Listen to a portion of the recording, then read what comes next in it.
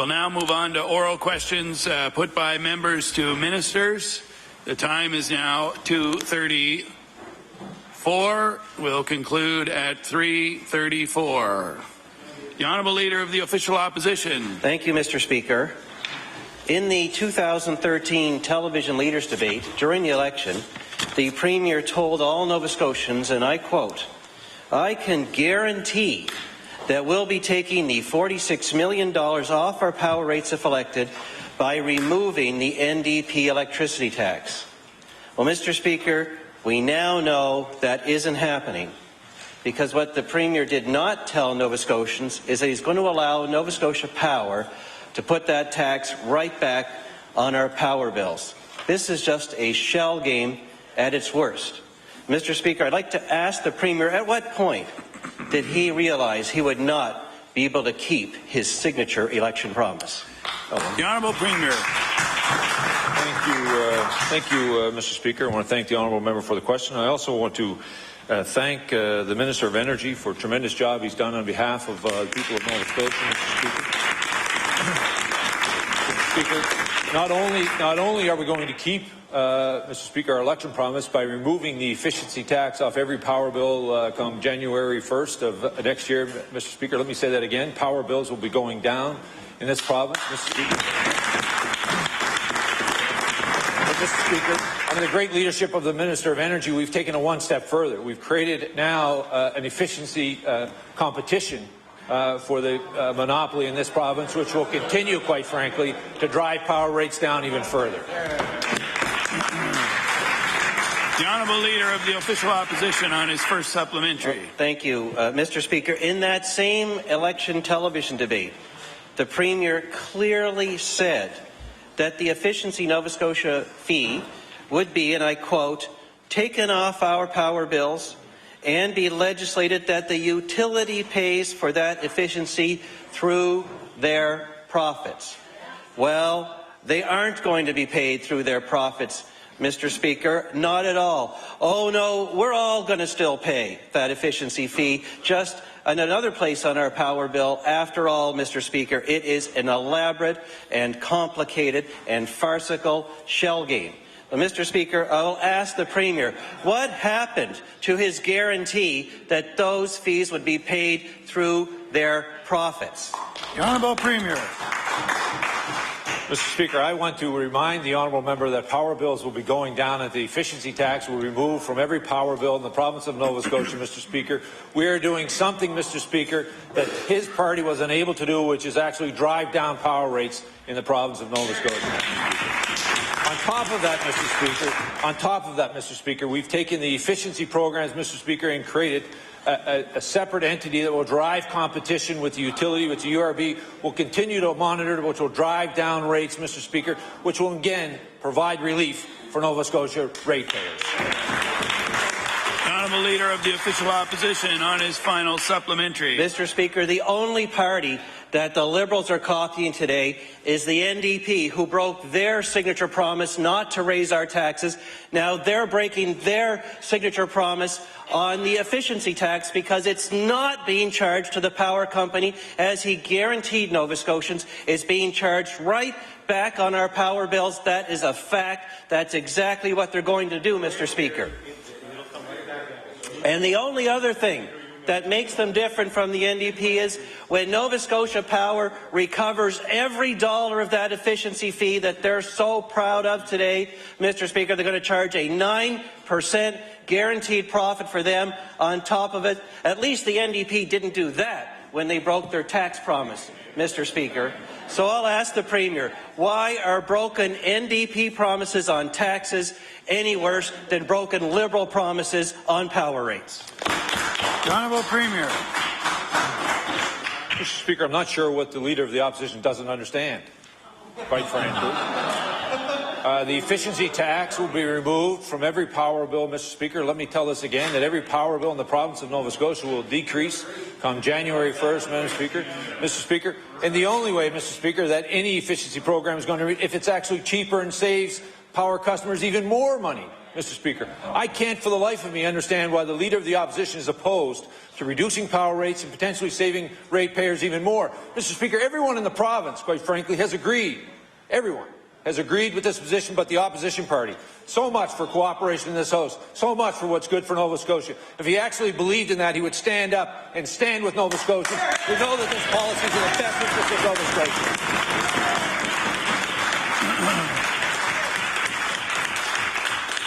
The honourable member for Cape Breton Centre. Thank you, Mr. Speaker. My question is also to the Premier. You know, prior to the election, the Premier promised repeatedly, Mr. Speaker, that he'd remove the efficiency fee from power bills and make Nova Scotia pay for it, Power pay for it, Mr. Speaker.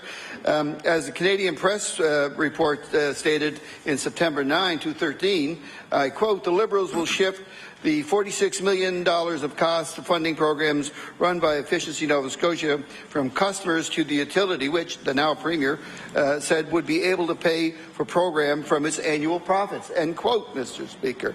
But what we learned yesterday, Mr. Speaker, is that the Liberals are doing just the opposite, Mr. Speaker. In fact, under this new Liberal energy scheme, Nova Scotia Power will be able to charge ratepayers directly for the cost efficiency programs after 2016. That's 2016. It'll be on the rate, Mr. Speaker. So my question to the Premier, why did he allow his energy minister to break this very vital election promise?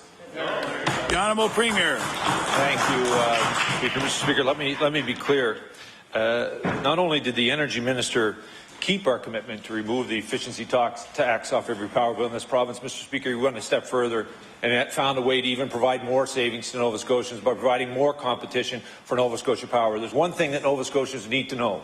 Under this piece of legislation, power rates are going down on January 1st, and any way into the future, any efficiency programs, the only way that they'll be paying for them is if it drives more savings into their power bills.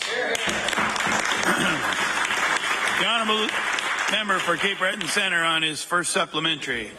Thank you, Mr. Speaker. Well, Mr. Speaker, in a previous answer to the leader of the Progressive Conservatives, the Premier said that everybody in Nova Scotia was on his side and agreed with it. But, Mr. Speaker, not so, Mr. Speaker.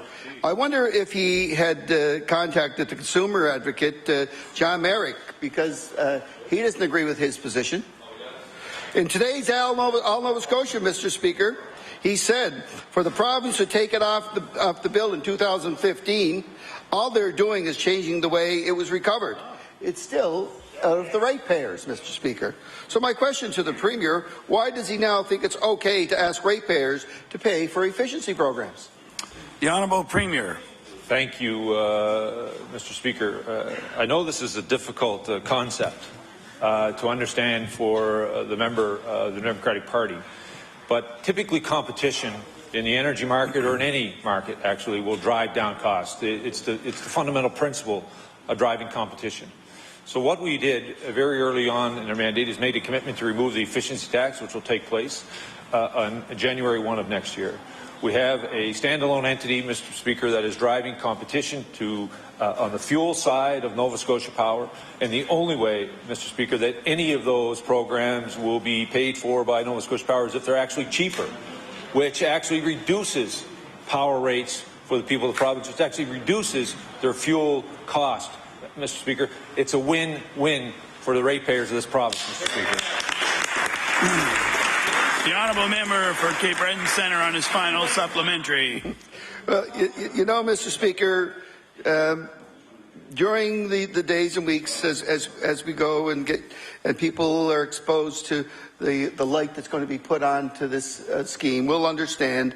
And you know, Mr. Speaker, I'll be the first one to admit that I'm not the sharpest knight in the drawer. But, Mr. Speaker, I'll take my lead from John Merrick, and not the Premier, Mr. Speaker, who I would say understands a bit more about this process. But according to him, Mr. Speaker, the power rates can defer $35 million of cost of efficiency in Nova Scotia and charge ratepayers. They could garner a rate return of 7 to 9%, Mr. Speaker. So I want to ask the Premier, what did Mr. Merrick tell him when he proposed this scheme to Mr. Merrick? The Honourable Premier. Well, let me tell the honourable member that I haven't spoken to Mr. Merrick, but I want to tell you that under the leadership of the Minister of Energy, there's been many conversations, Mr. Speaker, not only with Mr. Merrick but with Nova Scotians, Mr. Speaker, to ensure that not only did we keep our commitment to removing the efficiency tax and reducing power rates in the province of Nova Scotia on January 1, but went a step further and he created a separate entity that was going to drive competition, Mr. Speaker, which will in turn drive down power rates. Mr. Speaker, why would anyone be opposed to reducing power rates in the province of Nova Scotia? The Honourable Leader of the Official Opposition. Mr. Speaker, what Nova Scotians are opposed to, and they made this point loud and clear in the last election, is they are opposed to a government that promises one thing when they're running and then flip-flops and does the opposite when they get into power. That's the message they sent to the NDP after they broke their promise on our taxes. But the Premier has done them one up. He actually went on TV and guaranteed that the efficiency fee would be paid by Nova Scotia Power through their profits. And people believed him. But, Mr. Speaker, that is not what's happening today. That fee is going to end up right back on all of our power bills. A horrible shell game, a cruel shell game for all those Nova Scotia families who are struggling to pay the bills every month, Mr. Speaker. So I'll ask the Premier this. It took the NDP 9 months to break their promise on taxes. The Liberals have set a new Guinness record by doing it in 6 months. Why won't the Premier just admit the obvious, that this is not what he promised Nova Scotians? Come clean. The Honourable Premier. Mr. Speaker, I don't know what has happened to the Leader of the Conservative Party. Why would he be opposed to reducing power rates in the province of Nova Scotia?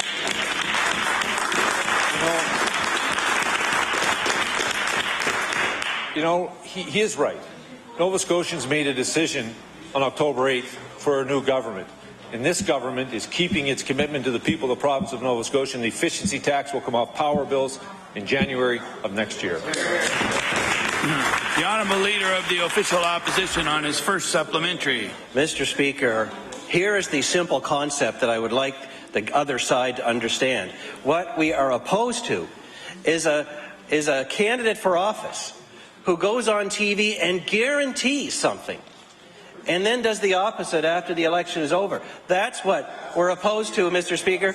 Of course, we would all like to see our power rates go down, and we should all work hard to make that happen, Mr. Speaker. But taking the fee off one part of our power bill and then allowing the power company to charge every last dollar of it right back on another part of our power bill is not what the Premier guaranteed. That's the point that he seems to be having trouble getting today, Mr. Speaker.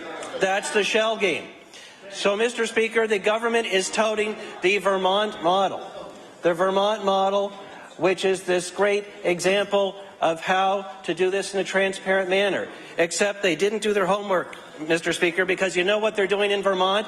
They're actually taking that efficiency fee and putting it on a separate line item on the Vermont power bills, so in a fair and open and transparent manner, everyone can see what they're doing instead of burying it in the general power rate, Mr. Speaker. So I'd like to ask the Premier, why are they bragging about the Vermont model, which is going to be more transparent and more clear, and instead engaging this elaborate shell game and doing the opposite, burying the increase somewhere else in our power bill? The Honourable Premier. Thank you, Mr. Speaker. Thank you, Mr. Speaker. Here's a simple concept for the Leader of the Conservative Party to understand. Power bills are going down on January 1. I know he's disappointed about that, Mr. Speaker. I know he's disappointed about the fact that we were able to drive down power rates in the province of Nova Scotia. And I know he's disappointed, quite frankly. That we've continued to drive competition in the energy market, Mr. Speaker, so power rates will continue to go down under the leadership of the Minister of Energy. And I want to remind the members opposite that the Nova Scotia Power is paying $40 million out of their shareholders, Mr. Speaker, directly to low-income Nova Scotians.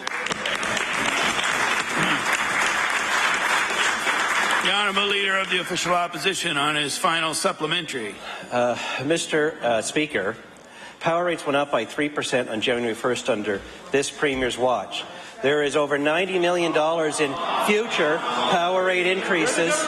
It's a fact. Something they opposed in opposition, Mr. Speaker, something that they said the previous government should roll back, and yet they didn't when they had the chance. $90 million in fuel costs being deferred to a future day. Now the Premier wants to add $35 million in efficiency charges deferred to a future day. Power rates are not going down. We just put it off to a future day. Mr. Speaker, that is the point. What we are opposed to is a shell game where you guarantee one thing and you do the opposite. But will the Premier at least admit the truth that this is not what he promised Nova Scotians? Honourable Premier. Mr. Speaker, you want to talk about a deferral? It would have been, quite frankly, if we had adopted the power scheme that was put forward by the leader of the Conservative Party when he wanted to freeze power rates to a future day, Mr. Speaker. What we did is take the efficiency tax off of power rates and reduce power rates for the Nova Scotians. The Honourable Member for Pictou Centre. Thank you, Mr. Speaker. Mr. Speaker, my question through you is to the Minister of Finance. Mr. Speaker, in 6 short months, this government has become expert at economic sleight of hand and fiscal shell games. When it comes to the graduate retention rebate, Nova Scotia graduates are the big losers. Because of the elimination of the rebate, many young Nova Scotians will see their after-tax income decline this year. My question to the Minister: will the Minister please explain how reaching into the wallets of our best and brightest Nova Scotians will entice graduates to stay in Nova Scotia and meet the objectives of the Ibony Report? The Honourable Minister of Finance. Oh, thank you very much, Mr. Speaker, and I thank the honourable member for the question. Mr. Speaker, the answer to the question is very simple. The evidence was clear. 7 years of evidence was clear that the graduate retention rebate wasn't doing what it was intended to do and what its name was actually says, to retain young people here in our province. And for that reason, we are looking for other ways to ensure that young people get the first job that they need to actually attach to the workforce, because that's what young people are telling us is really the obstacle for them staying in our province. Thank you, Mr. Speaker. The Honourable Member for Pictou Centre on his first supplementary. Thank you, Mr. Speaker. Mr. Speaker, that is certainly is contrary to what I've been hearing from graduates across this province in the last few days. Mr. Speaker, the graduate retention tax rebate provided up to $15,000 in relief to graduates who stayed and put down roots in Nova Scotia. That's the price of a first car or a down payment on a first home. The elimination of the program is a whopping 275% tax increase for our graduates. The consolation prize for students is the elimination of interest on student loans, a measure that provides about $800 in benefit. My question to the Minister: does the Minister expect graduates who just got the biggest tax hike of their lives to stay and make a life in Nova Scotia because of an $800 interest teaser? The Honourable Minister of Finance. Thank you very much, Mr. Speaker. And again, I appreciate the question. Mr. Speaker, it's never easy to make changes, but our job is to, and all of our jobs in this House, is to look at programs that are effective and to support those programs to meet the needs of Nova Scotians. And I do understand that some Nova Scotians benefited from this rebate and that they are disappointed. And for that, I'm sorry. But the fact is, Mr. Speaker, 7 years of experience shows it wasn't working. And Mr. Speaker, we have evidence not only from our own internal analysis of Stats Canada and other information about out-migration, but we have information from reports that were done by the Centre for Policy Alternatives, the Canadian Federation of Students, and Students Nova Scotia that say the very same thing. And just for that point, I would like to table one of those reports. This is the Centre for Policy Alternatives, I believe, Fairness Funding and Our Collective Future, in which they say tax credits are an ineffective use of public money and of reducing student debt, as many graduates do not pay taxes until years after graduation and cannot access the credit. This, Mr. Speaker, was directly written about the graduate retention rebate. Mr. Speaker, the member opposite knows that this was a tax rebate and has nothing to do with the tax rates in this province. So I'd like to table that. Thank you, Mr. Speaker.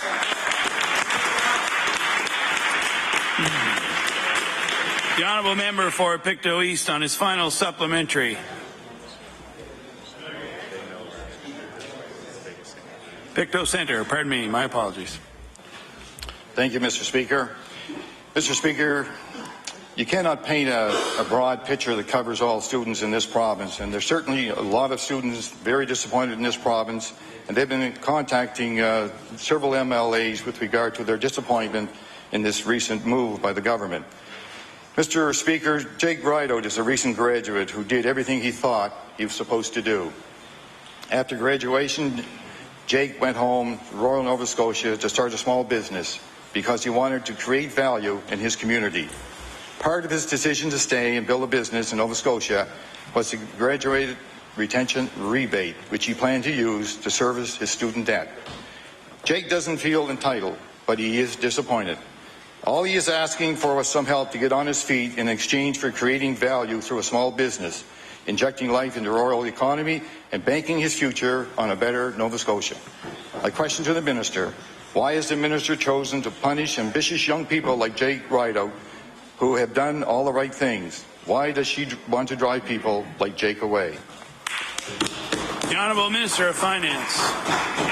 Thank you very much, Mr. Speaker, and I thank the member for his third question. I think it was his third. Mr. Speaker, this is a program that some people in Nova Scotia were able to access, but you had to have a higher income in order to access that credit. What we heard repeatedly from young people across the province, and I heard it again and again during my pre-budget consultations, was that they need the opportunity to get their first job in this province. That's the biggest thing. So, Mr. Speaker, what we are intending to do is to look at evidence and to base our planning and our spending on evidence. Mr. Speaker, it's unfortunate, but after 7 years of having various credits and the graduate retention rebate, we have not been able to show any evidence that this is working. And that is exactly what Nova Scotian taxpayers have been telling me again and again, that they expect us to do the things that are working and are effective. Mr. Speaker, for that reason, thank you very much. Mr. Speaker, for that reason, we feel that it's an obligation of government to look at programs to be evidence-based and to ensure that they are actually attaining their aim before they get continued. And I'm afraid in the case of 7 years of evidence and also support from a number of other people who have studied this issue and studied the benefit of the credit, we felt that this was absolutely the right decision to make for Canadian and Nova Scotia PACs. The Honourable Leader of the New Democratic Party. Thank you, Mr. Speaker. Mr. Speaker, my question through you is to the Premier. Mr. Speaker, last week nurses who had recently graduated from nursing programs were hit twice by this Liberal government. Once with the essential services legislation that took away their collective bargaining rights, and again when the Liberals cut the graduate retention rebate. Mr. Speaker, I want to ask the Premier, what does he think the effect of the elimination of the graduate retention rebate will have on the morale of young nurses who qualified for this tax credit? The Honourable Premier. Thank you, Mr. Speaker. Let me be clear. Unlike the New Democratic Party, we have not taken away the right to strike from any health care workers. Mr. Speaker, we tried to strike a balance, which is ensuring that the essential services that Nova Scotians rely on will be in place while we allow workers in this province to have the right, if the collective bargaining process doesn't work, to strike. We struck that balance last week, Mr. Speaker, and the majority of Nova Scotians have appreciated that balance. Mr. Speaker, as was laid out just by the Minister of Finance, we recognize there are some Nova Scotians who were using this rebate as part of being able to avail themselves of this rebate. But the original part of it was the retention component, and all the evidence shows that wasn't actually working to retain students into this province. And what we've done is taken it and targeted towards job creation. You'll see the apprenticeship opportunities, you see the research opportunities they're providing, the graduate opportunities, which was announced in the budget, which will be expanded over the next number of years. The object of this is to try to ensure that more Nova Scotians have an opportunity to stay here in Nova Scotia. The Honourable Leader of the New Democratic Party on her first supplementary. Thank you, Mr. Speaker. Well, Mr. Speaker, earlier before question period, I had an opportunity to introduce a young nurse, Amanda Parsons. Amanda Parsons was here last week, as you know, Mr. Speaker, and spoke out against the essential services legislation. And now Amanda is saying that the elimination of the graduate retention rebate feels like a double whammy. She's now applying for jobs in Newfoundland, Mr. Speaker. So my question to the Premier is, now that Amanda Parsons feels betrayed by the Liberal government, are you prepared to provide her with an answer to why the graduate retention rebate will drive people like her out of the nursing profession in this province? The Honourable Premier. Thank you, Mr. Speaker. I want to thank the Honourable Member for the question. I also want to thank Amanda for her commitment to the people of this province in providing health care. It's an essential part of the delivery of the health care model in this province, Mr. Speaker, and all of us appreciate the great health care professionals that we have in this province. The challenge, Mr. Speaker, about government is that you have to base decisions based on evidence. The evidence is, Mr. Speaker, that while there were Nova Scotians who were using the rebate program, the idea, Mr. Speaker, was to create a job opportunity for new graduates and retaining young people, Mr. Speaker. And what we've laid out very clearly is a different direction, one that we are targeting directly on job creation so that we can keep more Nova Scotians here. The Honourable Leader of the New Democratic Party on her final supplementary. Well, Mr. Speaker, the evidence is before us here today, Mr. Speaker. We have a nurse who is looking to leave the province because the graduate retention rebate has now given her no incentive whatsoever to stay in our health care system, Mr. Speaker. So, Mr. Speaker, I want to ask the Premier, why is he so unconcerned that nursing graduates like Amanda Parsons are applying for jobs elsewhere due to his government's misdirected decision to eliminate the graduate retention rebate? The Honourable Premier. Mr. Speaker, we're always concerned, quite frankly, when we hear Nova Scotians wanting to leave our province, Mr. Speaker, for opportunities they believe are elsewhere. It's one of the reasons why we've targeted towards job creation in this province. We're providing apprenticeship opportunities, graduate opportunities in this province, Mr. Speaker. It's striking a balance. One of the things, as the Minister of Finance clearly laid out, it is able to provide an opportunity for as many young Nova Scotians to be here. What's before us, Mr. Speaker, quite frankly, is that as we were trying to put out essential service legislation to make sure that we were protecting the health and welfare of Nova Scotians, the Leader of the Democratic Party, Mr. Speaker, was standing up here protesting, forcing a strike on the people of this province, and it wasn't good enough. It wasn't good enough that she forced a strike. She had to drag it out to get into another shift, Mr. Speaker.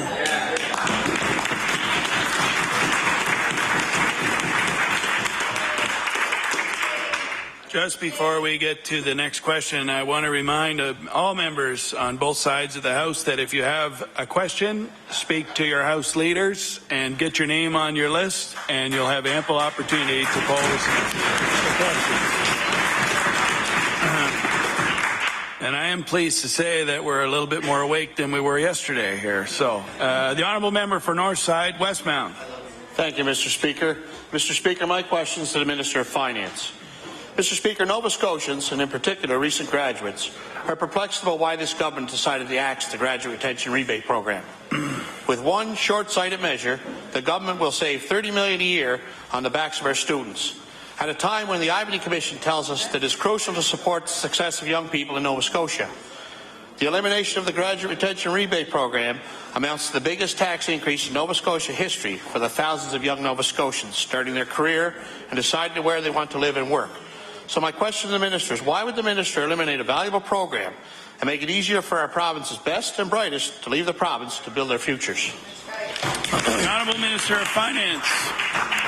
Thank you very much, Mr. Speaker, and I appreciate the question from the member opposite.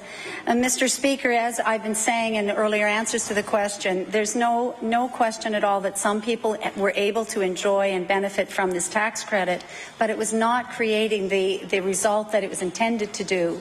And for that reason, we've looked at the evidence and we've listened to other people who presented us with evidence. And for that very reason, we had said from evidence-based, from 7 years of looking at the stats, Mr. Speaker, the evidence was clear it wasn't working, and we need to invest our money strategically in the proper building blocks that will help open the doors for jobs in this province. That's what they need, Mr. Speaker. They need jobs. And we are introducing the Graduate Opportunities Program among a whole raft of other ideas that were presented in the budget to help support young people in that endeavour.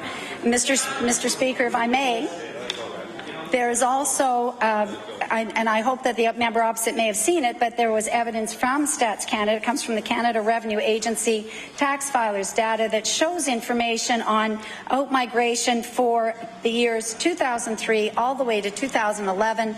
And Mr. Speaker, it shows clearly there was no improvement in the out-migration during that period of time. And I would like to present that. If I could, I'll just table it for the House. Thank you. The Honourable Member for Northside Westmount on his first supplementary. Thank you, Mr. Speaker. Mr. Speaker, we have a demographic problem here in Nova Scotia, with more people retiring out of the labour force than young people entering it. I have figures from Statistics Canada that show an average of 500 more people stayed in the province during the years the rebate was available. So my question as a minister is, when our province so desperately needs young people to stay and build their lives in Nova Scotia, why is the minister going out of her way to drive them down the road? The Honourable Minister of Finance. Mr. Speaker, thank you very much. And again, to the honourable member, I appreciate the question very much.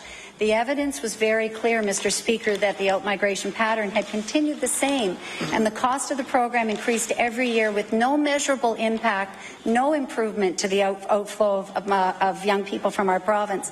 Mr. Speaker, members of the House know that I'm a mother and that my children are in that very demographic.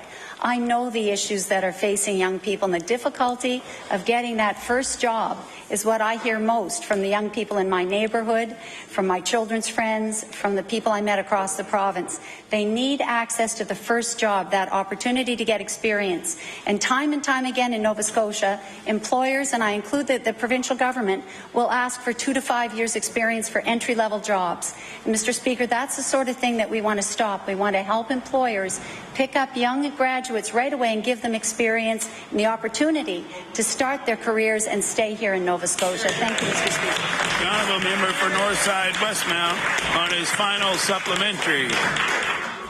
Mr. Speaker, the graduate retention rebate was very beneficial to boost post-secondary students in Nova Scotia. It often made the difference about where the graduates could live, pay down their debt, including their student loans. In a recent Chronicle Herald story, the Minister of Finance is quoted as saying, and I'll table that document, Mr. Speaker, "Are they entitled? Are they telling me they're entitled to that money?" She said to the students. Maybe that's what they're saying. So my question to the minister is the minister saying that graduates who are lucky enough to find a job in Nova Scotia, who struggle to pay their student debt, and who want to stay in our province have an oversized sense of entitlement? The Honourable Minister of Finance. Thank you very much, Mr. Speaker. And again, I appreciate the question from the honourable member. Mr. Speaker, just to relate to that tabling of the article, there was certainly never any intention on my part to make that assumption. So going forward, the program simply doesn't work. And Mr. Speaker, the evidence is enormous that it doesn't work. It was also very clear from pre-budget submissions that I received, and many of them, but I will just quote from one more, if I may, and I'll table this document as well, Mr. Speaker. This one happens to be from Students Nova Scotia, but I also received the same information from the Canadian Centre for Policy Alternatives and from the Canadian Federation of Students. But, Mr. Speaker, this is very compelling when you hear the words of these other researchers speaking on behalf of where they think the funds should go. And it says, and again speaking directly to the graduate retention rebate, it can only be claimed after graduation and then only after all other tax credits have been exhausted.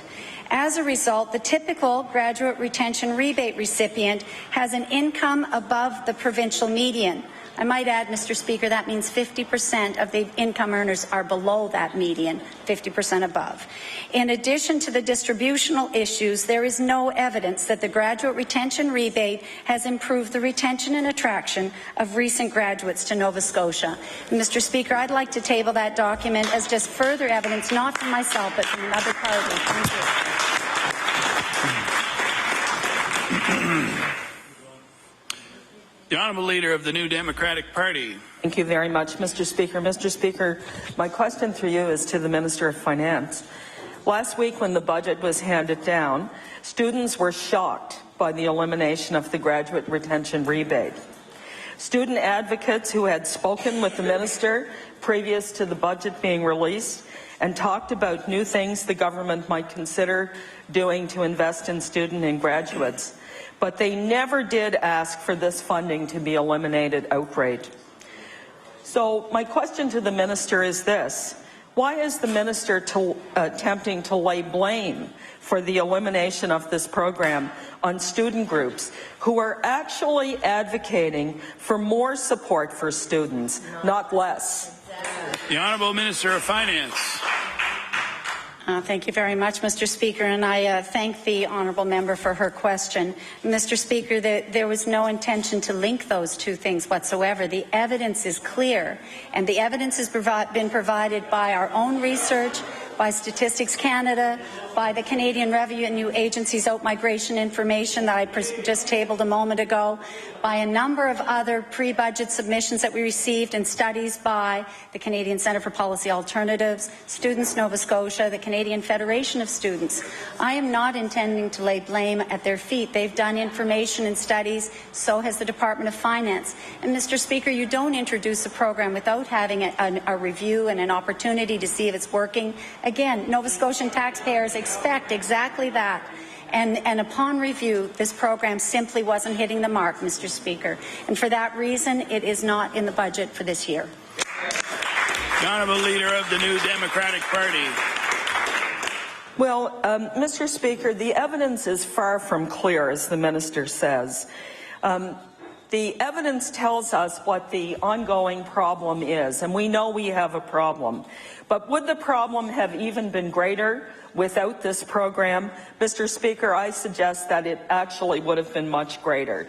So, Mr. Speaker, Jonathan Williams, who is the Executive Director of Students Nova Scotia, said, and I quote, "Eliminating the graduate retention rebate without reinvesting in supporting our young people is a betrayal of our students and graduates." So, Mr. Speaker, I want to ask the Minister, why didn't she advocate on behalf of the students and graduates that she's responsible for supporting to ensure that this funding was left alone and they could stay in our province? The Honourable Minister of Finance. Thank you very much, Mr. Speaker. And again, I know that there are people in the province that were able to access this credit and that it is disappointing to them. I really do hear that, Mr. Speaker, and I understand it. But the fact of the matter is that it didn't change the overall out-migration. And the honourable member herself was a member of the government that introduced this with the intent of upping the numbers and improving the retention of young people. Mr. Speaker, we have definitely read the Ivany report, understanding the importance of young people and their role in our province, and we are going to be introducing other programs which were mentioned in the budget as well, which are going to address the key factor, the factor that so many young people said it's fine that there's a credit, but I can't access it. There's a great deal of misunderstanding, Mr. Speaker, that it was not that, funds available to every Nova Scotian. It was available only to those who earned enough money to pay provincial taxes. And so many young Nova Scotians graduate without a good job, Mr. Speaker. That's a compelling reason why we looked at the evidence and want to address our efforts to the job creation and opening the doors that business can do with some incentives. Thank you very much. The Honourable Leader of the New Democratic Party on her final supplementary. Thank you, Mr. Speaker. Well, Mr. Speaker, over $40 million was being spent on this program. Now, Mr. Speaker, the evidence is that money was being distributed to someone. It doesn't strike me as being a reasonable explanation that there are people who couldn't access it. If you consider $40 million, that's a significant chunk of change, and an awful lot of people were getting access to it. Many of them young Nova Scotians and international students who were prepared to stay in this province and put roots down in this province over a period of time. So my final question to the Minister, Mr. Speaker, why are students and new grads being asked to pay the price of increased spending in this Liberal government's budget? Surely the Minister doesn't think that they're the ones that can afford this. The Honourable Minister of Finance. Mr. Speaker, they are not being asked that at all. Thank you very much.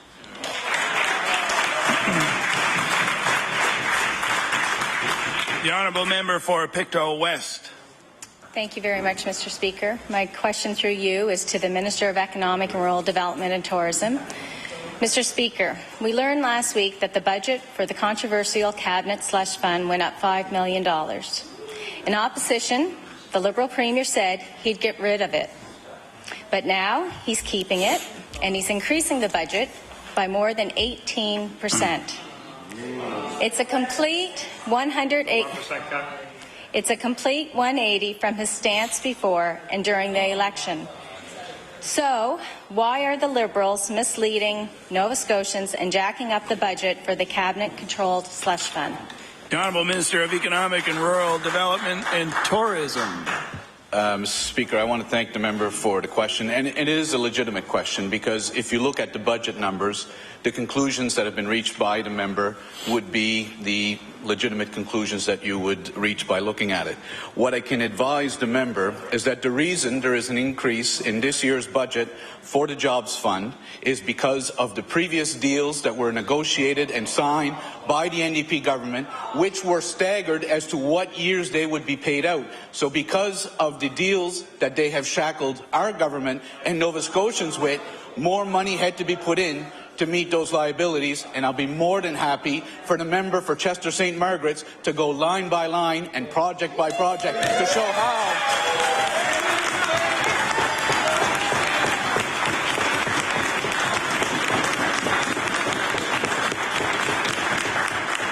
I will be happy to show that member how her government has saddled our government and Nova Scotians with the millions of dollars of deals that they made through that slush fund. The Honourable Member for Pictou West on her first supplementary. Thank you, Mr. Speaker.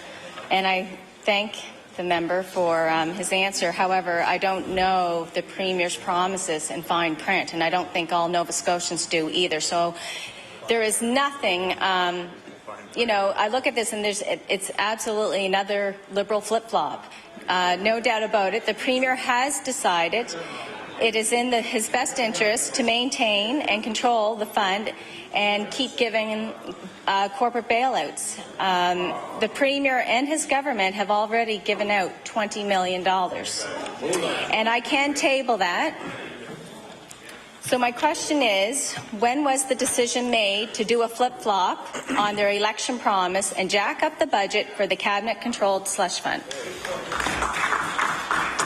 The Honourable Minister of Economic and Rural Development and Tourism. Mr. Speaker, as I indicated in my previous answer, during estimates, I'll be more than happy to go through each of the deals that were signed by the previous government, which the way they were done is the funding was broken down over several years. So in order for us to meet the liabilities and the obligations that were signed by the previous government, more monies had to be put into the fund. I'll be more than happy to show the member each of those deals, where those monies came from, and why the money had to be put in the budget. Let me make it clear again, Mr. Speaker.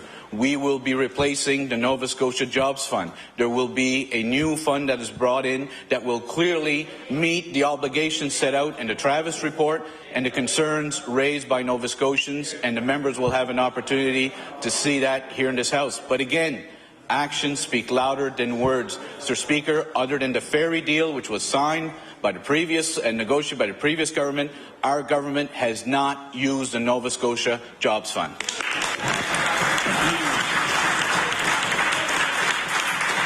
The Honourable Member for Pictou West on her final supplementary. Thank you, Mr. Speaker. The Liberals are desperate to make it look like they are keeping at least one election promise. In February, the Auditor General once again recommended moving the fund to the Arm's Length Nova Scotia Business Inc. In opposition, the Liberals agreed to this, but that's another broken Liberal promise. And I want to know, how many more promises are the Liberals going to break? The Honourable Minister of Economic and Rural Development and Tourism. Mr. Speaker, let's look at what the member tabled from her first question, and she indicates that it was $20 million from the Nova Scotia Jobs Fund. It was not. Her own documents show one of the deals is from Nova Scotia Business Incorporated Strategic Investment Funds. Next one is Nova Scotia Business Incorporated, the Nova Scotia Fund, not the Job Fund. The other one is Nova Scotia Business Incorporated, Nova Scotia Fund, Nova Scotia Business Incorporated, Nova Scotia Fund. The Leader of the official opposition is on record saying that he supports Nova Scotia Business Incorporated and says that they should continue to be doing investments as they've done. What they've tabled here are investments made by Nova Scotia Business Incorporated. The only investment that our government has had to use the Jobs Fund is the one previously negotiated by the NDP for the Yarmouth Ferry. Actions speak louder than words. We have not used that fund. That fund will not continue to exist. We will replace it with something that Nova Scotians clearly see as an appropriate means of investing their tax dollars.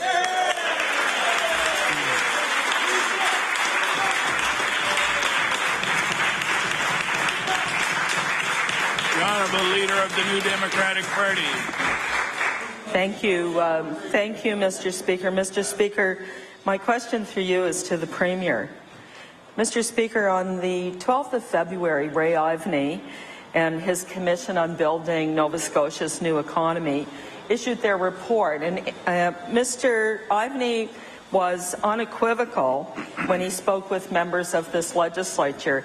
He said, and I will table, there's no way to overstate the seriousness of the current situation. Of course, he was speaking about the economy and about the demographic challenges we have in Nova Scotia due to our aging population and a growing proportion of our population being retired, with young people and skilled workers leaving our province.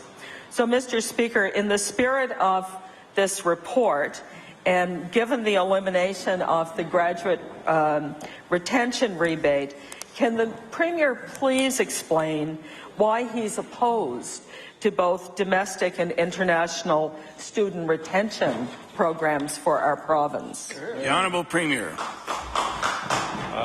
Mr. Speaker, thank you. The simple answer to that is we're not.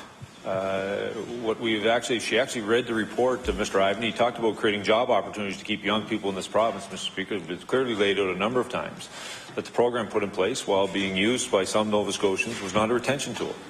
what we have actually now is broadened the apprenticeship opportunities to keep young skilled workers here in this province, Mr. Speaker. We've providing funding towards research opportunities to keep students graduate from our universities here in this province, do research work here in this province. Under the NDP, Mr. Speaker, they left and went to Ontario and other parts of Canada to do that work. We're going to retain them to do that work here in Nova Scotia. And in place, Mr. Speaker, we're working with the private sector to be able to create a job opportunity, Mr. Speaker, which the number one thing is young Nova Scotians are telling us what will keep them in this province is a job. The Honourable Leader of the New Democratic Party on her first supplementary. Thank you, Mr. Speaker. Well, Mr. Speaker, I suspect that the Premier, like myself and other members of this House, are literally hearing from hundreds of Nova Scotians, young Nova Scotians, who relied on this graduate retention rebate to put down roots in this province and to remain in this province in their first job. So it's very inconsistent with the Premier saying that this is what their approach is, but this is what Nova Scotians are telling us the impact of this change will be on them. So I want to ask the Premier how he can square the circle of taking more than $40 million away from students with a program that encourages both international and domestic students to remain in Nova Scotia and at the same time not reinvesting in programs that would allow the policy objectives that we all agree coming from the Ivany report need to be developed, supported, and enhanced, Mr. Speaker. The Honourable Premier. Thank you, Mr. Speaker. As I said earlier, Mr. Speaker, we are investing. We're investing in apprenticeship opportunities in this province for young tradespeople, Mr. Speaker. We're providing research opportunities, which is an investment by the government of Nova Scotia, Mr. Speaker, to keep university students in this province. And, Mr. Speaker, we're working with the private sector to create job opportunities for university and community college graduates to retain those jobs right here in Nova Scotia. Mr. Speaker, like every program, Mr. Speaker, it continues to ramp up over a period of time, but we're very encouraged by the support that we've been receiving from the private sector, from the very people who are going to create the jobs and drive the economic growth in this province. The Honourable Leader of the New Democratic Party on her final supplementary. Thank you, Mr. Speaker. Among the people we're hearing from are many young entrepreneurs who actually use this program as part of their plan for the development of their business and the investment in their business in this province. And they are telling us that they fear now that they're going to be able to continue to operate those small businesses that they already have invested in, and they're looking for opportunities elsewhere. So, Mr. Speaker, my question to the Premier is this. When he reaches in and takes almost $50 million out of the pockets of the very many international and domestic students who we are trying to retain, does he really expect Nova Scotia to feel like the warm and welcoming place it needs to be for new Nova Scotians, Mr. Speaker? The Honourable Premier. Mr. Speaker, what I'm hearing from Nova Scotians and Mr. Speaker, who are graduating from our community colleges and our universities, Mr. Speaker, is that they're looking for a job, Mr. Speaker. What we're building is a program and programs that provide those economic opportunities and jobs here. It's the broadening of the apprenticeship opportunities, Mr. Speaker. We are actually putting in research opportunities, Mr. Speaker, to keep university students in this province. We're working with the private sector to grow real job opportunities in this province, Mr. Speaker. And in the coming days, Mr. Speaker, we'll make an announcement around economic incentives which will actually be targeted towards small businesses in this province, Mr. Speaker, to the very thing to keep those entrepreneurs in this province and give them access to much-needed capital. The Honourable Member for Kings South.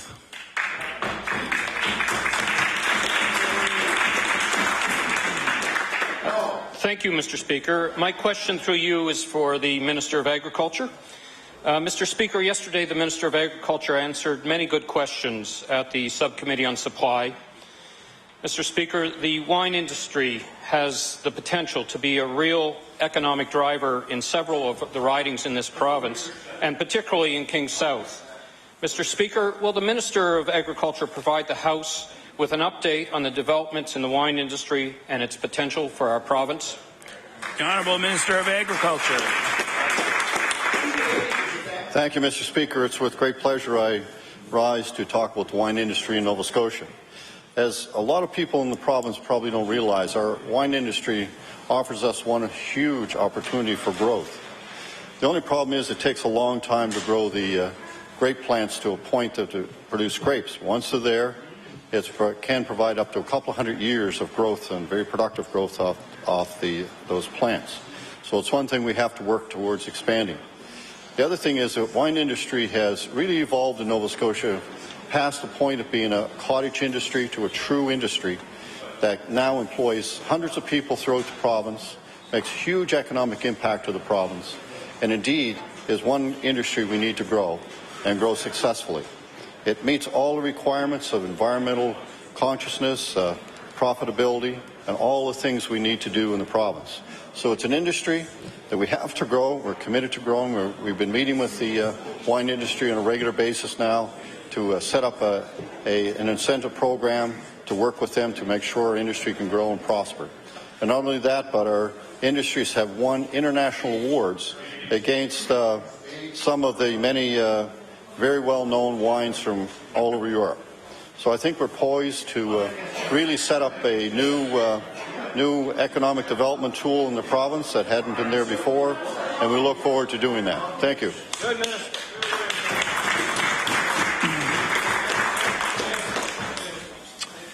The Honourable Member for Pictou East. Thank you, Mr. Speaker. Mr. Speaker, my question today is for the Minister of Finance.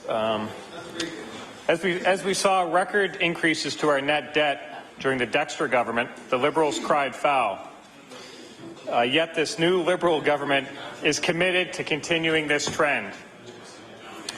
$1 billion more in debt over the next 4 years. There is no hope for tax relief in Nova Scotia as long as these misguided priorities and shell games of the Liberals continue. During an interview last week, the Minister of Finance was quoted as saying, "We have to balance, but we can't do anything until our debt. We can't do anything about the debt until our government is in surplus." And I'd table that for the benefit of the House. We also heard quite a bit of talk today about how we need to create an environment where new grads have an opportunity to get their first job. And I think that all speaks to the environment, the business environment that we live in today. So in that same article, the minister was quoted as saying that the government wants to try and stimulate the business community because government can't create jobs, but government has to create the right environment. So let's look at the environment we have today, Mr. Speaker. We have the highest personal taxes. We have the highest corporate taxes. We have the highest small business taxes. Our HST is the highest in the country. And our personal income brackets are not indexed. So our Nova Scotians are suspect to bracket creep. And now we have our new grads getting the biggest tax increase in their lives. So that doesn't sound like an environment that will allow business to create jobs for new grads. So my question today for the minister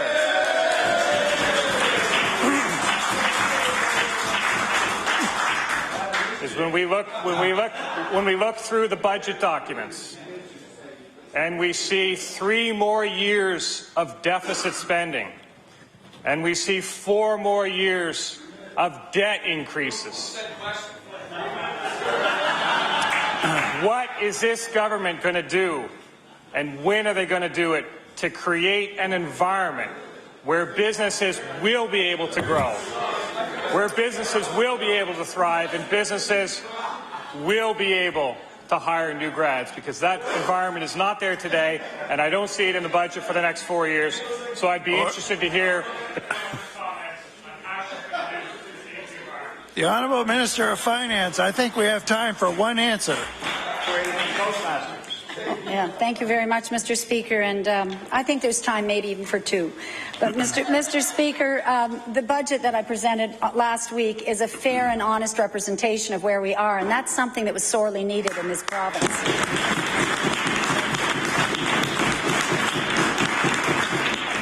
We are not going to be able to move forward with the confidence level of the business community unless they understood that we were being frank and transparent and honest about where we are. And I've spent my time. Thank you. And Mr. Speaker, I'm sure the member would know that I visited his community. I've been around the province and in many, many communities. I've had roundtables with business groups, with students, with young people in the high schools, with nonprofit groups and people that work in social enterprise. I've extended the number of people that have had a chance to have input. And, Mr. Speaker, I heard time and again that they felt a greater sense of confidence since the change in government.